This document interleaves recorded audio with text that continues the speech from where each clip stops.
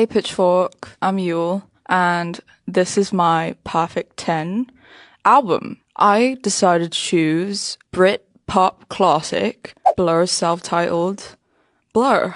I feel like this was really a cacophony of mixtures between their kind of more ambient art housey sound that they started off with and kind of like transporting us into this more like Americanized pop world of like Britpop intentions, but it also has a lot of the like early subversive guitar sounds, which I really liked. There's a lot of like controversy regarding this album because of how it doesn't really flow as like nicely. You know, it switches between ambient sounds and like pop bangers. But you know, like song 2 is like a parody, right? And it's so bloody funny to me, which is why I really love it. If I were to rank the top 3 songs off the record, it would be Beetlebum at number 3. It's the opening track. It sort of like starts off really slow, but then it crescendos into something very kind of mainstream for that era. You know, it caught on a lot of attention of like the American audience. It was really like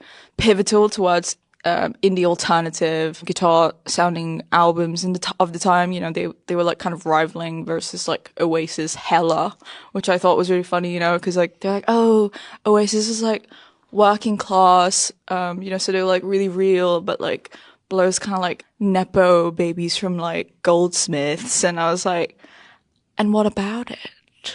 You know? But anyway, what was I talking about? Top three.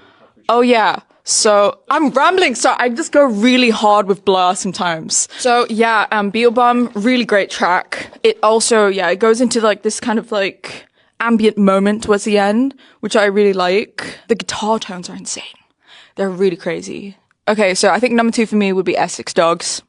100%. I know I'm picking a lot of like the darker tracks, but Essex Dogs, really beautiful bass line. The rhythm and the groove is like, you know, it's just so, it has a swing to it, which is what I really like. My personal favorite track off the album is Death of a Party. That track is so dark, so sexy. The lyrics I really relate to. I know I didn't put song 2 in there, but I mean, that's really obvious, you know? It is a banger though.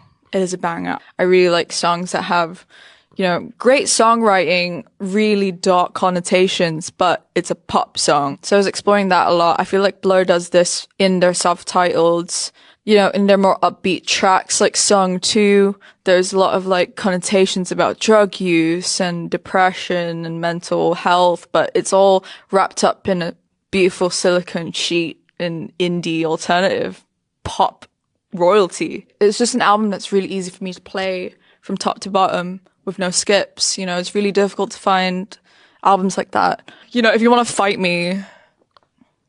Thank you, Pitchfork.